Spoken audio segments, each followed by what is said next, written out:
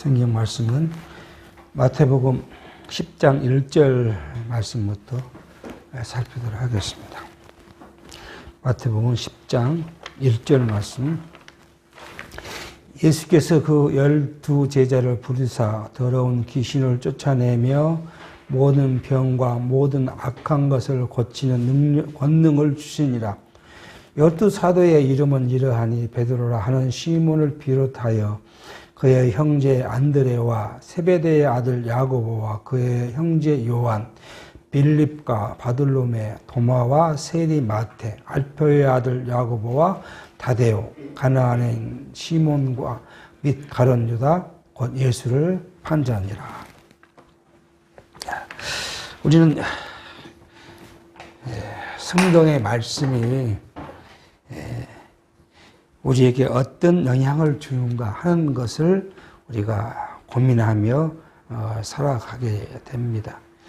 기복주의 신앙, 구속사 신학에서는 성경이 하나님께서 범죄한 인간을 구원해 주시기 위해서 예수가 오셨다. 그래서 죄와 구원에 관계된 것을 성경으로 통해서 우리에게 알려주신다. 그렇게 구속사에서는 이제 이야기를 합니다. 우리가 죄와 구원에 관계된 것이 우리에게 언약 성취사에서는 해당되지 않는다. 그것이 아니에요. 죄와 구속은 곧 언약과 성취의 결정적 크라이시스 그러니까 예수님께서 이 세상에 오셔서 죽으시고 우리를 위해 구원시킨 이 사건은 성경의 모든 것의 최절정을 우리에게 알려주신 말씀이라고 볼 수가 있습니다. 예수님께서 우리 마태복음을 통해서 지금 우리가 직임을 살펴갑니다. 마태복음에서 이 직임이라는 것을 살피는데 이 직임을 살피는 근본적인 이유는 뭐냐면 예수가 그리스도라는 사실을 직임을 통해서 확정해 가고 있습니다. 그런데 왜 갑자기 직임이냐 하는 것이죠. 우리는 하나님께서 창세전 그리스도 안에서 작정하고 예정한 것이 뭐더라고요? 하나님 나라를 예정했죠. 그리고 결국 이 하나님 나라는 작정과 예정한 것만 아니라 곧 성취되어 있어요. 이 성취된 사실을 에덴이라는 것을 통해서 하나님이 우리를 보여주셨고요. 그리고 이 에덴의 하나님의 나라는 인간의 능력이 아니라 하나님께서 세우신다는 것을 아담의 범죄를 통해서 우리에게 알게 합니다. 그리고 이 범죄 속에서 하나님께서는 하나님의 나라를 그리스도가 오면 성취해 주실 것을 언약해 주셨습니다. 그 하나님의 나라가 뭐냐면 그 하나님의 나라를 성취하는 방식이 뭐예요? 이게 이제 여기 와서 우리가 살필 바로 제사장 죽으시고 부활하시고 승천하실 것. 그런데 왜 직임을 여기 먼저 왔냐? 구약에 이 나라가 육체적 아브라함을 통해서 이루는 다윗의 나라가 이 다윗의 나라는 뭐예요? 이 하나님의 나라의 모형이잖아요. 모형인데 이 모형적인 하나님의 나라에 뭐가 있냐 그러면 세 가지 직임이 있다는 거예요. 선지자가 있고요. 선지직이 있고 왕직이 있고 그다음에 제사장직이 있습니다. 이 세 직이 모형적인 다윗의 왕국, 하나님의 나라의 모형인 다윗의 왕국에 필요한 그런 직임을 갖고 있는 거예요. 그러니까 이 직임이 어디로 와야 돼요? 결국 이렇게 온 거예요. 왜요? 이 예수가 그리스도가 되려면 구약에 약속하신 것들, 그것이 이제 선지직, 왕직, 이것이 뭐예요? 기름 부음자. 이게 뭐예요? 그리스도잖아요. 이게 다른 말로는 메시아.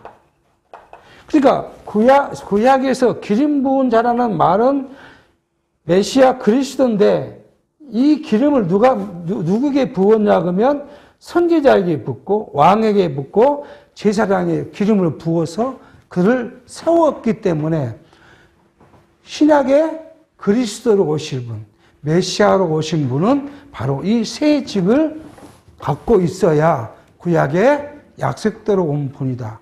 그러니까 예수가 결국은 자, 우리는 이제 선지직, 왕직, 제사직을 하시는데 이 예수가 이 궁극적으로는 제사를 통해서 이 죽음이죠. 죽음과 부활과 승천과 또 다시 한번 말하면 재림은 심판을 이제 동반해 오시겠죠. 자, 이걸 통해서 뭐예요? 하나님 나라 백성을 세우십니다. 방법이 뭐예요? 이거예요. 그러니까 이것을 확증시키기 위해서 앞의 것들이 필요하다는 겁니다. 그러니까 그냥 선지직으로 끝나는 것이 아니라 선지직을 통해서 뭐예요? 예수가 그리스도다. 이것을 좀 확증해 주신 거예요. 그리고 왕직을 통해서 왕직이라는 것은 천국을 이야기해요. 천국을 가리키고 천국을 이야기하죠. 선직은요, 율법을 재해석하고 교훈하고 그다음에 뭘 해야 돼요? 표적을 행하고. 그래서 예수가 이 구약에 말한 선지자, 곧 참 말씀을 가리킬 분이고, 그리고 천국을 이야기하는 건 뭐예요? 이게 하나님의 아들. 하나님 아들만이 천국을 이룰 수 있는 분.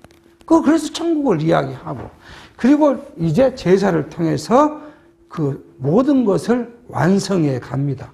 그렇게 함으로써 예수가 그리스도다는 사실을 우리로 하여금 확증해 가는 말씀을 지금 마태복음 통해서 지금 공부해 가고 있는데, 우선 뭐예요? 앞에 1장에서 4장까지는 뭐예요?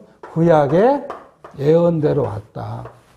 출세기라든지 그런 족보라든지 피난이라든지 고난이라 이런 모든 것들은 구약의 이사야 선지자로 예언한 대로 오셨기 때문에 이분이 뭐예요? 구약에 예언한 그리스도라는 사실을 우리가 배웁니다. 그리고 나서 이제요. 마가복음에 통해서 신분을 누가요? 이분이 하나님의 아들이다. 구체적으로 이들을 이야기합니다. 물론 이분이 하나님의 아들이고 세부대 단문하죠. 하나님의 아들이고 이게 낮아질 것이고 다시 높아질 신분을 갖고, 그러니까 하나님의 아들이 그 말이에요. 하나님의 아들이 인간의 몸을 입고 낮아졌다가 죽으시고 부활 승천하셔서 어디 다시 높아짐. 그러므로써 이분이 뭐예요? 하나님의 아들로서 이루신 그 하나님의 나라, 이것이 정당하다. 그리고요, 마가복음은 사역을 통해서 이 하나님의 아들이 뭐예요? 하나님 나라를 이루시고 그 나라를 성취하셨다. 그래서 이 예수가 구약에 의한 그리스도라는 사실을 우리가, 그리고 이분은 그냥 그것으로 끝난 것이 아니라 뭐예요? 그가 본래의 신분은 하나님이었는데 인간을 위해서 왔다가 다시 하늘로 올라가셨다. 그것이 이제 승천재림 사건. 계속 이 복음서 모두가 뭐예요? 예수 그리스도께서 오셔서 이루신 하나님의 나라의 그 성취자로서의 신분이 구약에 약속한 그분이다라는 사실을 지금 우리에게 알게 합니다. 그러니까 모든 것은 예수가 이루신 하나님의 나라의 완성에 대해서 확증시켜주는 말씀이라고 봅니다. 근데 우리 성경 개론에서는 이걸 뭐라고요? 여기서 여기까지를 교회 기초, 그렇게 이제 성경신학에서 이야기합니다. 근데 이 교회 기초는 근본적으로 우리가 따지면 교회 기초라고 말할 수가 있는데, 이 교회에 대한 개념을 정확히 해주지 않으면 이 말씀이 우리와 별 상관없게 들려지게 됩니다. 지난 우리가 복음서를 시작할 때 처음 이야기했지만 교회는 뭐예요? 교회는 본질적인 것은요. 본질적인 것은 신령한 교회. 신령한 교회. 이거 하나밖에 없는 교회예요. 그래서 세상에는 교회가 하나밖에 없습니다. 이 주변에 교회 많고 무슨 파도 많는데 그건 다 인간이 만든 육체의 것들이고 원래는 신령한 교회 하나밖에 없는 교회죠. 하나뿐이에요. 그러니까 우리는 이 본질적인 신령한 교회는 그리스도의 몸이고요. 그리스도의 몸이 하나죠, 우리가. 그리고 우리는 그의 지체예요. 지체로서는 무슨 교회가 있어요? 지교회. 또는 지역교회. 이것은 무수히 많죠.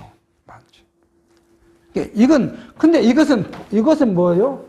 이 본질적인 교회의 모형이에요, 모형. 이게 본질이 아니에요. 근데 이 지교회를 구성하고 있는 것이 누구예요? 구성자가 누구예요? 성도입니다. 그러니까 다시 말해서 이 성도를 교회의 가장 작은 단위, 그죠? 이거예요. 성도가 교회의 가장 작은 단위. 그러니까 성도가 모여서, 이게 이제 모여서 여럿이 모인 것이 뭐예요? 지교회요. 그러니까 다른 말씀, 여기에 교회의 기초로 하는 것이 뭐예요? 성도들. 하나님 나라 백성이잖아, 성도가. 성도를 여기에 세웠기 때문에, 세우셨잖아요, 하나님 나라. 이것을 기초로 했다, 그 말이에요, 교회.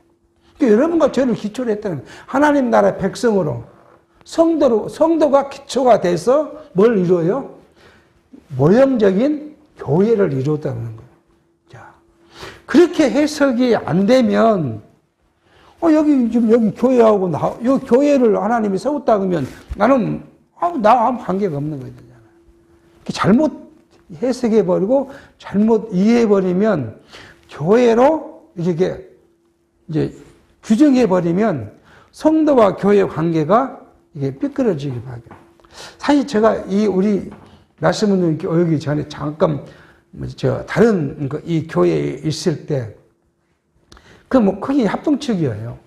목사님이 처음에는 건전했는데 기도원에 다니다가 갑자기 어느부터 무슨 이야기를 하냐 그러면 예정론을 이야기하는데 어디로 삐뚤어지냐면 예정이 교회로 갔다. 아마 그분이 이 강론을 그걸 들었다고 했어요. 그래서 그런지 모르겠지만 교회로 예정이 했다. 그렇게 이제 물론 에베소가 교회론이잖아요. 그 교회론이 뭐냐면 여기 이런 교회를 말하는가 본질적인 교회를 이야기하고 본질적인 교회의 구성인 성도를 이야기해요. 근데 이걸 뭐래요? 지교회로 이야기해버리는 거예요. 지교회로. 지교회로 이야기하면 우리가 예를 들어서 지교회를 발전시키고 부흥시키려면 어떻게 해야 돼요? 전도 다니고 막 해야 되잖아요. 그런데 그럴 필요가 없다. 그러면 모순이 생기잖아요. 아니 일반인 사람들을 예수를 믿게 하려면 부지런히 전도하고 복음을 전해야 되는데 지교회를 예정했다 그러고 구원을 지교회를 통해서 받는다고 하고 그 다음에 어디로 가면요. 그 성도들의 전도 이런 건 필요가 없다 그러면 그게 모순이잖아요. 그러니까 그런 이야기를 드렸어요.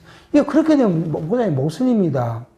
물론 장로교의 교리는 성도들을 예정했고 그 성도들의 모임이 교회인데 교회로만 구정하고 성도들을 버리면 그러면 목사님이 지금 하고 있는 목회는 모순이지 않느냐. 그때 아니라는 거예요. 그래서 그러면 여기서 계속 목사님하고 제가 다투면 성도들이 좀 불편하니까 그냥 제가 조용히 교회를 나갈게요. 그것도 이렇게 얼굴 대면하고 그러면 피곤하니까 그냥 제가 글로 보냅니다. 이메일을 보내놓고 교회를. 그리고 다음 주부터 교회를 나와. 그러니까 이 교회라는 것에 대한 잘못된 인식을 하면 이게 성경을 완전히 삐뚤어버리는 거예요. 교회는 뭐예요? 여러분과 제가 교회고, 교회 기초잖아요. 여러분과 제가 모여서 세상으로부터 나를, 죄악으로부터 나를 불러내. 교회의 히브리어가 뭐예요? 그 에크레시아, 불러내서 이렇게 유형의 교회를 만들었다는 거 아니야. 그러니까 그 교회의 기초인 성도로부터 시작하지 않으면 이 교회라는 의미가 사라져버린다. 그런데 이제 쭉 그래놓고는 우리 성경 결론은 뭐예요? 교회의 설립, 교회의 양육, 교회의 무장, 교회의 투쟁, 교회의 승리. 그러면 우리가 글을 놓고 보면 뭔가 의도가 있어 보이잖아요. 성도는 말을 하나님 나라의 백성을 싹 빼버리고 천국을 싹 빼버리고 교회로 계속 가면 뭔가 의도가 있어 보이잖아요. 그 의도가 어디로 왔을까요? 결국은 체제계획으로 온 거야. 자, 우리가 에베소 교회를 있는데 에베소 교회를 이야기하는데 그 교회가 누구라고요? 성도라고 이야기하거든요. 골로새, 빌립보에서 모든 성도들, 교회를 구성하는 성도들의 영적 삶을 그래서 이야기하는 거잖아요. 아니, 이게 교회면 이 교회가 무슨 영적 삶이 필요 있어요. 교회면 교회가 뭘 살아가요? 숨 쉬고 사는 건 아니잖아요. 여기 무슨 영적 삶이 왜 필요가 있어요?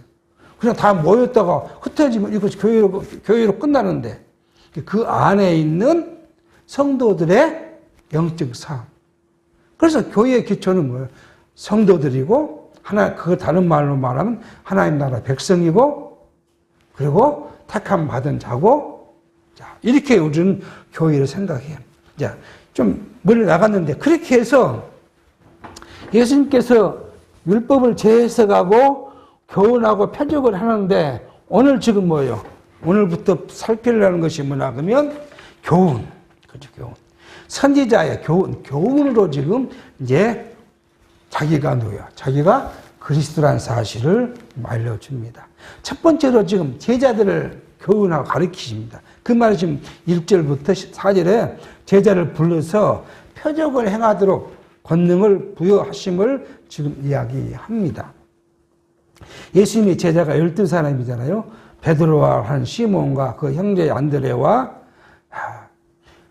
세베대의 아들 야고보와 요한과 야고보가 형제고 베드로와 안드레가 형제이고 빌립, 바들로메, 도마와 세리, 마태, 알피오 아들 야고보, 다데오. 이 다데오도 지금 우리가 여기는 다데오로 되어 있는데 다데오는 누군가의 정확하게 지금 이름을 우리가 살피기가 좀 어렵긴 합니다.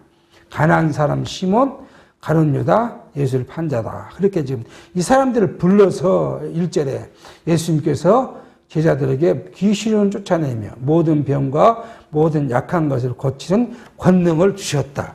자, 제자들에게 주신 건 뭐예요? 권능입니다. 자, 이게 뭐예요? 사도권이에요. 사도권. 자, 사도들에게 주어진 권능. 근데 이 사도권은 뭐예요? 한시적입니다. 한시적. 이 한시적으로 준 이유는 뭐냐면 사도들이 전한 복음이 뭐예요? 하나님 나라의 복음이라는 것을 표적으로, 이게 이제 표적이잖아요. 사도들이 준 것이 이게 다른 말로 하면 표적인 거, 표적과 기적, 기사인데 이걸 통해서 하나님 나라를 세워가시는 것이 정당하다, 맞다. 제자들이 자기 그냥 혼자 나발거리는 것이고 한 것이 아니라 하나님의 나라를 세우시기 위해서 이 제자들을 특별히 선정하고 그들에게 권능을 줬다. 이것을 지금 알게 하시기 위해서 모든 병과 모든 약한 것을 고치는 권능을 주셨다고. 근데 이 사도가 나중에는 자기들 병도 못 고치고 뭐예요? 자기 제자 병도 못 고치고. 이게 바울이 뭐예요? 바울이 자기가 성경에는 뭐라고 되지 않지만 자기가 너무 아픈 고통이 있어서 하나님께 이걸 낫게 해달라고 3번이나 기도했는데 화기병을 낫지 못해요. 그러고는 뭐라고 하나님께서 내게 준 은혜가 족하다. 그래서 그냥 그걸로 감사하며 살아가게 합니다. 뿐만이 아니에요. 디모데가 병이 있었어요. 그래서 디모데에게 뭐라고 해요? 너 약으로 뭘 쓰라고 합니까? 포도주를 조금씩 쓰라. 아니 그냥 이 사도권대로 그러면 네 병이 나아라. 그러면 나아버릴 건데 자기 제자 병 하나 못 고칩니다. 그러니까 사도권이 처음에는 사도 바울도 뭐요? 전도 여행을 다닐 때는 사도가 죽은 자도 살리시고 이렇게 기적을 행하지만 표적을 행하지만 그 성경이 완성돼 가는 후반에 와서는 자기 병도 못 고치고요. 자기 제자도 못 고치고. 그래서 이제 이 사도권이 한시적으로 이루어집니다. 근데 현대에 잘못된 이 사람들이 오늘날도 이 사도권이 발동할 수 있다는 거예요. 그래서 뭐 한다고요? 귀신도 쫓아내고 병도 낫게 하는 이적을 행할 수 있다고 그렇게 이야기합니다. 근데 이 성경은 이것에 대해서 뭐라고 말을 하고 나면 이건 뭐예요? 사단, 이단이 마지막 때는 이단이 그렇게 할 것이라고 이야기를 해요.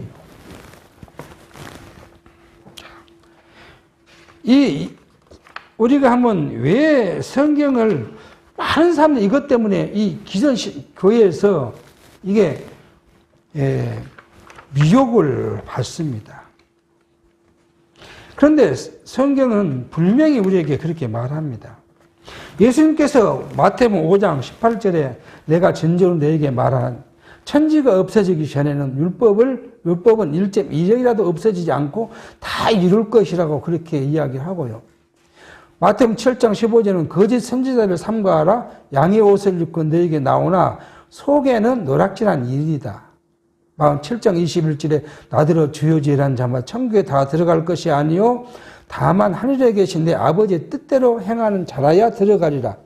그날에 많은 사람이 나더러 이르되 주여 주여 우리가 주의 이름으로 선지자 노릇하며 주의 이름으로 귀신을 쫓아내며 주의 이름으로 많은 권능을 행치 아니하나이까 하리니 그때 내가 저희에게 밝히 말하되 내가 너희를 도무지 알지 못하니 불법을 행하는 자들아 내게서 떠나가라 하니라. 그렇게 예수님이 마지막 때에 거짓 선지자들이 그런 일을 행할 걸 이야기를 합니다. 마가복음 13장 22절은 거짓 그리스도들과 거짓 선지자들이 일어나서 이적과 기사를 행하여 할 수만 있으면 택한 백성을 미혹게 하려 하리라. 그렇게 예수님이 예언합니다. 그러니까 마지막 때 적그리스도들이 사단이 나와서 지금 이런 표적을 행할 수 있는 건 뭐냐 그러면 누구를 따르게 하려고요? 적그리스도를 따르게 하려고. 예수를 따르는 게 아니라 적그리스도 따르려고. 근데 그들이 나가 적그리스도야 그렇게 이야기를 하면 안 따를 게 아니에요. 그러니까 어떻게 온다고요? 바울이 고린도후서 11장 13절에 저런 사람들은 거짓 사도요. 게으르의 역군이니 자기를 그리스도의 사도로 가장하는 자들이다. 다 자기가 예수 믿는 사람이고 하나님을 전하고 복음을 전한 자라고 가장한다는 거잖아요. 이것이 이상한 일이 아니라 사단도 자기를 광명한 천사로 가장하나니 그러므로 사단의 일꾼들도 자기의 의의 일꾼으로 가장하는 것이 또한 큰일이 아니라 저희의 결국은 그 행위대로 될 거라. 그러니까 지금 세상에 나쁘게 이제 우리가 극단적으로 말하면 목사고 장로고 권사고 집사고 다 뭐예요?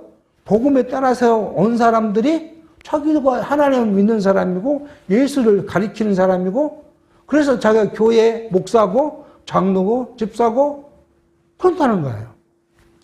그렇게 와서 누구를 미혹해? 성도들을 미혹한다.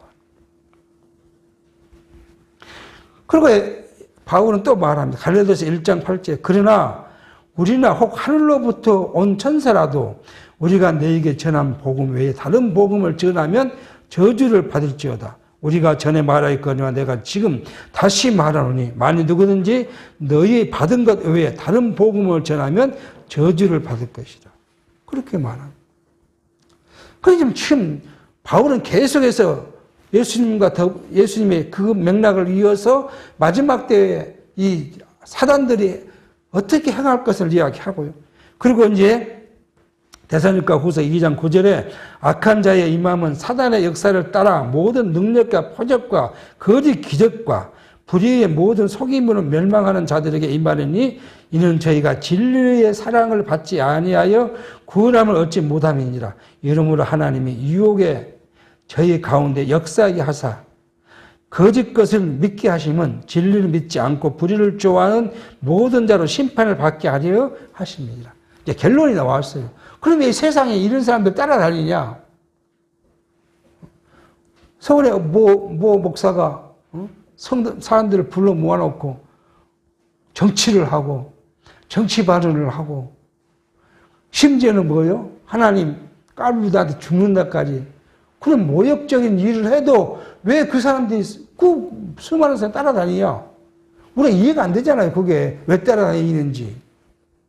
오늘 분명히 지금 데살로니가 후서 이야기. 왜요? 그 사람들이 그걸 불의를 좋아해서 따라다니다가 뭐예요? 심판받게 하려고 그렇게 한다는 거예요. 이렇게 좀. 그러면 왜 이렇게 사단이 이리들 하도록 놔뒀냐? 계시록에서 보면 그렇게 합니다. 사단이 권세 있게 보이게 해서 계시록은요. 계시록 13장 1절에 내가 보니 바다에 한 짐승이 나오는데 뿔이 10이요 머리가 7이라. 그 뿔에는 10메류관이 있고 그 머리는 참남된 이름들이 있더라. 참남된 이름이 뭐예요? 자기가 예수라, 자기가 하나님이라, 자기가 예수님의 제자다. 또 다른 말로 하면 현대 용어로 말하면 자기가 목사고 장로다. 그 이야기를 한다는 거예요. 그걸 다 해놔. 내가 본 짐승은 표범과 비슷하고 그 발의 곰과 발 같고 그 입은 사자의 입 같으며 용이 자기의 능력과 보좌와 큰 권세를 그에게 주었던 게 사단이 이제 그런 사람들에 큰 권세를 줬다는 거예요. 그 목사에 큰 권세를 줬다는 거예요. 그러니까 목사가 와서 막 악수도 사람들이 그렇게 따라다니게 했다는 거예요. 그의 머리 하나가 상하에 죽게 된 것 같으니 그 죽게 되었던 상처가 나음에 온 땅이 이상히 여기에 짐승이 따르고 그러니까 그 짐승이 죽게 됐는데 갑자기 나왔다는 거예요. 오늘 같으면 병낫게 하는 권세를 줬다는 거예요. 그러니까 그것을 보고 사람들이 따라다니게 한다는 거예요. 제가 먼저 나온 짐승의 모든 권세를 그 앞에서 행하고 땅과 땅에 거하는 자들로 처음 짐승에게 경배하게 하니 곧 죽게 되었던 상처가 나은 자라. 그 큰 이적을 행하되 심지어 사람 앞에서 불이 하늘로부터 땅에 내려오게 하고 짐승 앞에서 받은 바 이적을 행함으로 땅에 거하는 자들이 미혹하며 땅에 거하는 자들이 이르기를 칼에 상하였다가 살아난 짐승을 위하여 우상을 만들라 하더라. 그렇게 해서 그런 사단의 힘을 얻은 자들이 그걸 따라가게 해요. 근데 그것을 하나님이 방치해뒀다는 게 하나님이 창세전에 누구예요? 우리는 지난번에 말씀드린 창세전 하나님이 사람도 창조하고 우주도 창조했는데 뭘 창조했어요? 영계를 창조했잖아요.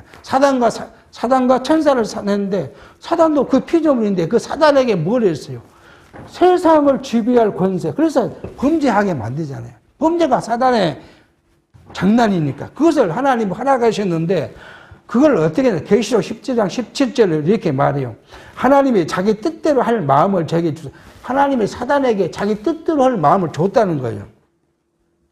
한 뜻을 이루게 하시고 저희 나라를 그 짐승에게 주게 하시되 하나님 말씀이 응하기까지 하셨다. 하나님 말씀이 계속 응할 때까지 이 세상의 모든 걸 누구에게 줬다고요? 사단의 권세가 있어요. 그러니까 여러분과 저는 육체는 어디에 있으니까? 세상에 있으니까 누구의 유혹을 받아요? 사단의 유혹을 받아요. 그래서 우리가 항상 우리의 속사람과 겉사람, 부패한 겉사람이 늘 싸워요. 사단의 유혹을 받아서 육체를 좋아하고 내 속사람은 뭘 좋아해요? 신령한 하나님 나라를 좋아해요. 날마다 이거 싸운다. 예수님, 바울은 그렇게 내가 날마다 죽는다. 뭐예요? 죄 아래 죽고 그 다음에요. 신령한 내가 산다. 그래서 바울은 그렇게 이야기를 합니다. 근데 이 사단이 어디로부터 나왔냐? 출처가 우리는 출처가 궁금하잖아요. 출처가. 요한 사도는 요한 2장 18절에 아이들아 이것이 마지막 때라 적그리스도가 이르겠다 함을 너희가 들은 것과 같이 지금도 많은 적그리스도가 일어났으니 이러므로 우리가 마지막 때인 줄 아노라. 저희가 우리에게서 나갔으나 그렇게 말합니다. 사단은 어디서 나갔다고요? 우리에게 나갔어요. 교회에서 나갔습니다. 하나님 믿는다는 자로부터 나가서 사단이에요. 그 말이에요. 저희가 우리에게 나갔으나 우리에게 속하지 아니었나니 만일 우리에게 속하였다면 우리와 함께 거하였으니와 저희가 나가는 것은 다 우리에게 속하지 아니함을 나타내려 함이니라. 그렇게 말하고요. 요한 1서 4장 5절은 저희는 세상에 속한 고로 세상에 속한 말을 하며 세상이 저희 말을 듣느니라. 우리는 하나님께 속하 있으니 하나님을 아는 자는 우리의 말을 듣고 하나님께 속하지 아니한 자는 우리 말을 듣지 아니하나니 진리의 영과 미혹의 영을 이로써 아느니라. 그렇게 이야기합니다. 이 말이 무슨 말일까요? 현대 교회가 세속적인 것, 기복적인 것을 가리키는데 그걸 좋아하고 따르고 그걸 믿는 이유가 뭐예요? 하나님께서 속하지 않기 때문에 그렇다는 거예요. 하나님의 진리의 말씀 좋아하는 사람들 어디에 속했으니까요? 하나님께 속해서 하나님의 백성이기 때문에 좋아하는 거고 하나님에 속하지 않는 자는 뭘요? 세상 것을 좋아한다는 거예요. 기복주의자들 그 말이에요. 다 하나님을 믿는다고 그러고 그런데 가리키는 것은 뭐예요? 기복을 가리키잖아요. 기복을 따르는 이유가 어디 있어요? 하나님께 속하지 않았기 때문에. 그 말은 뭐예요? 그렇게 예수님을 믿는다 따라다니지만 기복주의자를 따라 살던 사람들은 무엇을 못 받는다고요? 극단적인 표현으로 구원이 없다는 거예요. 구원이. 그러니까 이 성경을 읽고 나면 엄청 더워집니다. 말씀을 가리킨 자가 얼마나 삼가하고 또 삼가해야 할 것인지 경계하고 또 경계해야 할 것인지를 알게. 바울은 이 복음 외에 가리키는 자는 뭐 한다고요? 저주를 만든다고. 또 계시록 22장이 제일 마지막 있잖아요. 제일 마지막 끝에 18장 19절에 뭐라고요? 이걸 더하거나 빼는 자는 생명책에서 지워버린다. 그리고 이제 20장 20절, 21절이 인사로 마감을 합니다. 그러니까 성경이 완전 종결이 되고 성경을 외에 다른 것을 가리키는 자는 하나님 나라 약속이 없다는 거예요. 이렇게 이야기하는데도 한번 성경을 읽어놓고도 아무런 그런 두려움이 없어요. 이게 현대 교회의 어리석음을 우리가 알게 합니다. 자, 그렇게 해서 예수님께서 자기 제자들을 불러서 이렇게 권능을 줬어요. 줬습니다. 그러면서 이제 하나하나 게바라는 이름을 준 베드로. 그리고 세베대의 아들 야고보와 요한. 이게 이제 야고보는 사도 중에 첫 번째 선교자죠. 왜요? 누구예요? 헤롯에게 목을 베임을 당한 사람을 이야기합니다. 자, 빌립은 베드로와 고향이 같은 사람이고요. 자, 그 다음에 아시아랑 뭐예요? 터키 지방이잖아요. 지금의 트리키예 지방에 선교하다가 죽은 사람이고요. 바들로메는 그 신분에 대해서는 분명하지를 않습니다. 도마는 디두모라고 하는데 이는 인도와 파르티, 지금 인도의 북서쪽에 있는 그 지역에 가서 순교했던 사람을 이제 이야기를 하고요. 세리 마태는 알페의 아들이라고 했는데 이거 세리 마태가 뭘 지었냐요? 마태복음을 기록한 사람입니다. 다데오는 야고보 형제 유다로 알려진다고 성경을 이야기하지만 사실은 굉장히 그 논란이 있어요. 야고보의 형제 유다 이 말은 누구를 이야기할까요? 예수님의 형제를 이야기하거든요. 예수님의 형제가 야고보, 유다, 또 누가 있어요? 4명이잖아요. 그런데 그 형제라고 예수님의 동생을 이야기하는데 예수님의 동생은 예수님이 죽을 때까지 예수를 믿지 않아요. 근데 여기서 제자가 될 수가 없잖아요. 그러니까 이게 참, 이 다데오에 대한 어려움이 있습니다. 근데 이 다른 이 성경을 이제 역사서를 찾아보니까 이 다데오는 본디 갈릴리 사람으로서 가나안의 시몬, 셀롯이라고 불렀다고 합니다. 셀롯이란 말은 뭐냐 그러면 열심당원이에요. 열심당원. 그러니까 예수님의 제자 중에 열심당원이 있었다는 게 다데오를 우리가 보통 베드로를 이야기하는데 다데오를 이야기한 걸로 보여집니다. 이 열심당원이라는 건 뭐냐면 로마의 속구로부터 벗어나자. 그래서 무장을 하고 싸우는 그런 당원들을 이야기해요. 근데 이 다데오가 어디요? 수리아. 지금 시리아 지역이잖아요. 시리아와 메소포타미아 지역에 전도를 하면서 순교당했다는 그런 이제 그 이야기가 있습니다. 그리고 예수님 제자 가룟 유다가 12제자가 있었다.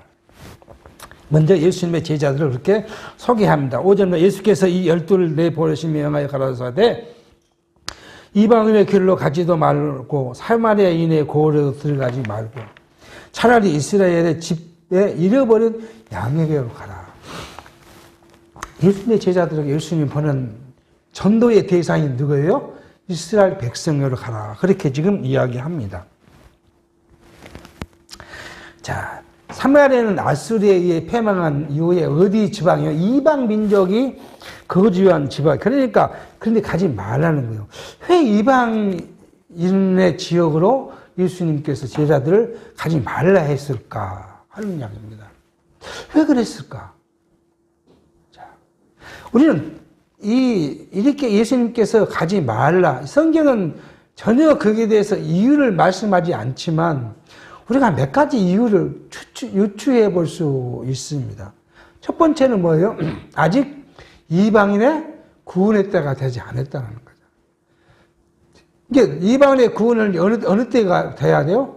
성령이 오신 이후에 이방인의 구원의 때가 이제 오게 되는데 아직 이방인의 구원의 때가 오지 않았기 때문에 예수님이 제자들에게 이방으로 가지 말라 하지 않았을까 하는 추측을 하게 합니다. 두 번째는 아주 심각한 거라고 저는 생각이 되는데요. 두 번째 이유는 이스라엘 민족이 누구를 죽여야 돼요? 예수님을 죽여야 합니다. 근데 만약 제자들이 이스라엘 백성들에게 복음을 전하지 않고 어디로 가버렸으면요? 유대 외의 지방으로 가서 이방인에게 전도를 했으면 유대인이 뭘 이야기하겠어요? 우리가 예수를 몰랐으니까 예수를 죽였지. 우리가 예수 전도를 받고 예수를 알았으면 예수를 안 죽였을 거 아니야. 예수를 죽이는데 뭐요? 핑계를 대지 못하게 하기. 그러니까 예수님의 제자들이 계속 유대에서만 복음을 전했는데 불구하고 이들이 뭘 해요? 하나님께서 구약에 약속한 대로 예수를 죽이도록 섭리하신데 뭘 하지 못하게, 핑계하지 못하게. 자, 저는 이걸 그렇게 유추해 봅니다. 두 가지 이유로 유추해 봅니다. 자, 근데 이걸 우리 생각해 보면, 오늘요, 현대 교회 중에서도, 자, 우리 생각해 보면 그런 부분이 많습니다. 교회를 통해서 복음을 전하는데, 세상 사람들 요즘은 얼마나 복음을 많이 전합니까? 인터넷이고 홍수처럼 복음을 전하는데도 믿지 않을 사람은 죽어도 믿지 않습니다. 성경이 다 갖고 있지만 예수를 믿는다는 사람들, 조금 전에 우리가 적그리스도에 대해서 잠깐 살폈는데 모두가 예수를 믿는다는 사람들이 다 성경을 놓고 여러분 그 사람도 우리 동일한 성경을 읽었는데 이러잖아요. 근데 그 사람들은 이걸 깨닫지 못하고 어디에도 적그리스도에 유혹돼서 따라가는 거예요. 왜 그럴까? 그것이 성경대로 말하면 뭐예요? 들을 귀 있는 자만 듣게 하고 들을 귀가 없는 자는 듣지 못하게 하고 보지 못하게 해서 멸망에 대한 뭐예요? 핑계하지 못하도록. 우리는 성경을 못 봤습니다. 그럼 큰일 나잖아요. 예를 들어서 인간적으로 재판을 한다고 예수님 앞에 갔는데 너는 지옥. 그러면 왜 제가 지옥 갑니다? 저는 성경을 못 봤습니다. 그렇게 핑계댈 거 아니에요. 다 성경을 읽게 해놓고 눈을 어둡게 하고 귀를 어둡게 해서 깨달지 못하게 하신, 핑계대지 못하게. 그러니까 우리는 이게 이상한 일이, 바울이 말한 것처럼 이상한 일이 아니에요. 하나님을 믿고 진리를 알고 진리 속에 거하고 하나님 나라 하나님에 속한 자들과 속하지 않는 자들을 이상의 여기지 하나도 아니라는 사실을 우리가 알게 합니다. 자, 그리고는 이야기입니다. 가서 전할 내용입니다. 가면서 전파하여 말하되 천국이 가까웠다 하고, 천국이 가까웠다. 하나님 나라예요. 천국을 가리키는 거예요. 예수님이 천국을 성취했으니까 성취한 천국을 제자들로 전파하게 하고요. 그 다음에 병든 자를 고치며 죽은 자를 살리며 문둥이를 깨끗게 하게 하며 귀신을 쫓아내되 너희가 거저 받았으니 거저 주어라. 그렇게 말합니다. 그러니까 예수님께서 제자들에게 복음을 거저 줬잖아요. 자기들이 예수님 믿겠다고 안 했잖아요. 예수님이 그냥 불러서 자기 제자를 삼으시고 말씀을 주시고 가르쳐서 거저 내가 너에게 가르쳤으니까 전하는 것도 뭐예요? 그냥 전하는 거잖아. 사례를 받지 말라는 거잖아요. 자, 그렇게 지금 이야기합니다. 자, 근데 요즘에 우리가 이제 어떤 사람은 봐라, 예수님께서 제자들에게 거저 그렇게 주라고 했으니 말씀을 전하는 자는 어떻게 한다고요? 거저 해야 한다고 그렇게 이야기를 합니다. 자, 근데 여기에 우리는 다른 말로는 뭐예요? 바울이, 예수님께서 그런 말을 해요. 일꾼이 저 먹는 것을 받는 것이 마땅함이라 라고 이야기했어요. 그게 뭐예요? 전도자의 먹을 것. 이것은 이야기하는데, 이제 바로 이야기를 합니다. 9절, 너희는 전대에 금이나 은이나 동이나 가지지 말고 여행을 위하여 주머니나 두 벌 옷이나 신이나 지팡이를 가지지 말라. 이는 일꾼이 저 먹는 것을 받는 것이 마땅하니라. 그렇게 말. 그러니까 예수님께서 이 말씀 앞뒤에 약간 이게 상충된 말이지만 실제로 하나예요. 그 말이 뭐냐 그러면 너희가 전하는 것에 대해서 대가를 받지 말라는 거예요. 그런데 사람이 안 먹으면 죽잖아요. 먹을 수밖에 먹어야 되잖아요. 그러니까 뭐예요? 어느 집에 가서 유하고 그 사람들이 너를 영접하면 그 집에서 끝날 때까지 그것이 뭐예요? 하나님이 내게 주신 육체적 생명의 양식을 그렇게 줬으니 그냥 그것을 먹고 그것으로 만족하라는 거예요. 그러면서 이야기를 합니다. 그 전대나 금이나 은이나 동이나 이걸 가지지 말라는 건 뭐예요? 복음을 전하는데 무엇을 준비하지 말라고? 세속적인 걸 준비하지 말라는 거예요. 내가 돈이 없으니까 못 갑니다. 이러지 말라는 거예요. 다 필요 없다. 그게 다 필요 없다는 거예요. 왜요? 하나님께서 약속하신 거 있잖아. 입히시고 먹이시고 재우시고 모든 것을 하실 것이다. 라고 예수님께서 약속하셨기 때문에 너희는 복음을 위하여 나갈 때 아무것도 준비하지 말고. 그리고 하세요. 아무 성이나 촌에 들어가든지 그 중에 합당한 자를 찾아내어 너희 떠나기까지 거기서 머물라. 이것이 예수님께서 누구에게? 제자들에게 준비해 주신 거기 때문에. 또 그 집에 들어가서 평안하기를 빌라. 제자들 할 일이잖아요. 복음을 전하면서. 우리 성도들 마찬가지예요. 성도와 성도들에게 우리가 구하는 건 뭐예요? 평안을 구하는 거예요. 하나님 나라 그 중심에 이루어져서 삶의 희락과 평강과 의가 있도록 구하는 거예요. 그 집이 이어 합당하면 너희 빈 평안이 거기에 임할 것이요. 만약 합당치 않으면 그 평안이 너에게 돌아오고. 이것이 이제 결과예요. 평안을 구했는데 그 집이 하나님을 받아들이고 그리스도를 영접하면 평안이 그 집안에 거할 것이고, 그렇지 않으면 그 평안이 다시 너희에게 돌아올 것이다. 누구든지 너희를 영접도 아니하고 너희 말을 듣지도 아니하거든 그 집이나 생에서 나가 너희 발의 먼지를 털어버리라. 내가 진실을 이르노니 심판날에 소돔과 고모라 땅이 그 성보다 견디기 쉬우리라. 영접하지 않는 집 나올 때는 먼지를 털어. 이것이 이제 하나의 정결의식이에요. 털어버리는 것이 그 집에 내가 있던 나의 불길함을 털어버리는 거예요. 자, 오늘 예수님께서 이렇게 이제 합니다. 가장 여기 핵심적인 게 뭐예요? 전도자의 모습. 그러면 뭐예요? 청빙이다. 그래서 이제 전도자는 청빙한 생활을 해야 한다. 그렇게 주장하는 사람들이 많이 있습니다. 그러니까 전도자가 굶고 살아야 말은 아니에요. 다 먹고 살아야 되는데요. 그런데 무엇을 하지 말라고요? 세속적 가치에 전도를 이유가 세속 가치를 얻기 위해서는 우리는 지난번 그 유튜브에 보다가 이재명 대통령이 그 공무원들 연수원 왜 4급, 5급 그 공무원 연수원에 가갖고 그 공무원들과 이야기를 하면서 그런 이야기를 하더라고요. 여러분, 공무원들이 하는 말이 돈을 많이 벌고 싶습니까? 그런 얘기 하더라고요. 그러면 어디 가라고요? 나가서 사업하십시오. 공무원 월급이 얼마 되고 공무원 월급으로 돈을 많이 벌 수 있겠습니까? 그러니까 돈을 많이 벌고 싶으면 나가서 사업하지 공무원 하지 마십시오. 대신에 뭐예요? 국민을 위해서 이제 봉사하는 일에 전념 안 하는 거죠. 마찬가지예요. 교회가 하는 모든 교회 직분자들이 직분을 통해서 무엇을 원하지 말라고요? 세속적 가치를 원하지 말라는 거예요. 그러니까 목사하면서 돈을 많이 벌고 싶으면 목사 안 해야 하잖아요. 나가서 또 세상 나가서 사업해서 돈을 벌어야 하잖아요. 그런데 지금 교회가 좀 커지면요, 그 세상에 있는 그 가치를 추구하는 것이 많습니다. 그래서 이거 조금은 이제 교회가 작을 때는 그런 말 하지 않다가 참 많이 경험해봤어요. 다른 일반 교회에서. 좀 교회가 늘어나니까 그때부터 뭐예요? 매년 정책당회 때 목사 사례비 갖고 이제 논쟁이 시작합니다.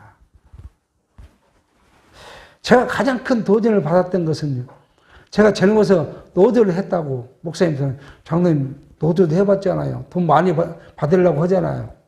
그러니까 뭐라고요? 목사? 많이 주라고. 그래서 지금 우리나라의 가장 부패한 교회, 유튜브 그러더라고요. 유튜브에서 뭔 이야기 나오나 그러면 이 신천지보다 더 부패한 교회 어디라고 이야기할까요?